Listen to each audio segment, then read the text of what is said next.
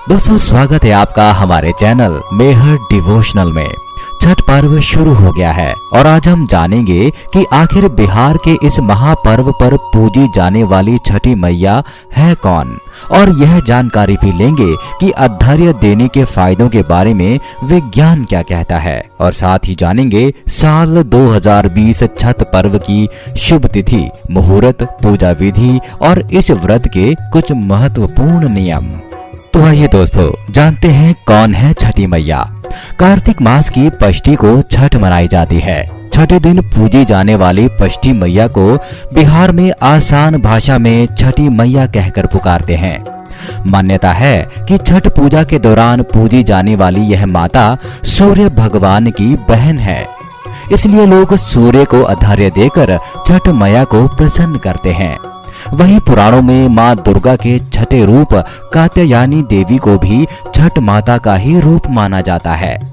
छठ मैया को संतान देने वाली माता के नाम से भी जाना जाता है।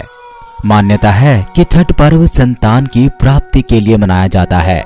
खासकर वो जोड़े जिन्हें संतान की प्राप्ति नहीं हुई, वो छठ का व्रत रखते हैं। बाकी सभी अपने बच्चों की सुख शांति के लिए छठ मनाते हैं। दोस्तों अब जानते हैं छठ पूजा में अर्घ्य देने का वैज्ञानिक महत्व। यह बात सभी को मालूम है कि सूर्य की किरणों से शरीर को विटामिन डी मिलता है और उगते सूर्य की किरणों से ज्यादा फायदेमंद और कुछ भी नहीं। इसलिए सदियों से सूर्य नमस्कार को बहुत लाभकारी बताया गया।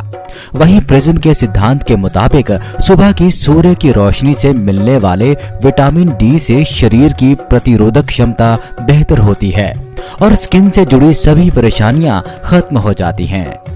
आइए अब जानते हैं छठ पूजा का शुभ मुहूर्त, तिथि और समय।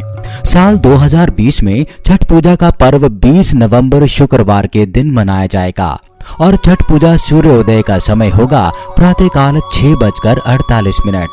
छठ पूजा सूर्यास्त का समय होगा शाम 5:26 और पष्ठी तिथि प्रारंभ होगी 19 नवंबर रात्रि 9:59 पर। पष्ठी तिथि समाप्त होगी 20 नवंबर रात्रि 9:29 पर। छठ पर्व की पूजा 4 दिनों तक चलती है, इसलिए इसे 4 दिवसीय उत्सव भी कहा जाता है। इस पर्व की शुरुआत कार्तिक शुक्ल पक्ष की चतुर्थी तिथि से होकर कार्तिक शुक्ल सप्तमी तिथि को इसका समापन किया जाता है। नहाए खाए छठ पूजा का पहला दिन होता है। इस दिन स्नान के बाद घर की साफ सफाई की जाती है और सात्विक भोजन ग्रहण किया जाता है। दूसरा दिन खरना छठ पूजा का दूसरा महत्वपूर्ण दिन होता है। इस दिन निर्जल उपवास रखा जाता है, यानी कि इस दिन व्रत रखने वाला व्यक्ति जल ग्रहण नहीं करता। इस दिन संध्या काल के समय गुड़ की खीर, घी लगी हुई रोटी और फल प्रसाद के तौर पर ग्रहण किए जाते हैं। तीसरा दिन संध्या अर्घ्य। छठ पूजा के तीसरे दिन शाम के समय सूर्य देव को अर्घ्य दिया जाता है।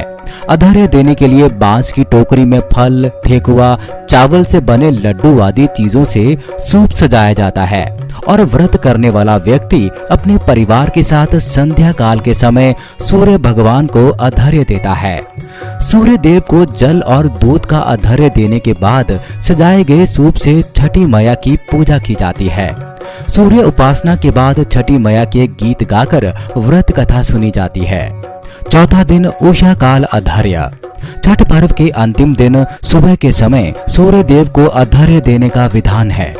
छठ पर्व के चौथे दिन प्रातःकाल सूर्य देव को अर्घ्य देने के लिए किसी नदी के घाट पर पहुंचकर उगते हुए सूरज को अर्घ्य दिया जाता है और छठ मैया से अपने परिवार की सुख समृद्धि की कामना की जाती है। दोस्तों छठ पूजा का व्रत करने वाले व्यक्ति को इस पर्व के चारों दिन साफ स्वच्छ कपड़े पहनने चाहिए। इस व्रत के नियमों के अनुसार व्रत करने वाले और घर के सदस्यों को सात्विक भोजन ही ग्रहण करना चाहिए। पूजा के लिए बांस से बने टोकरी और सूप का इस्तेमाल करना चाहिए।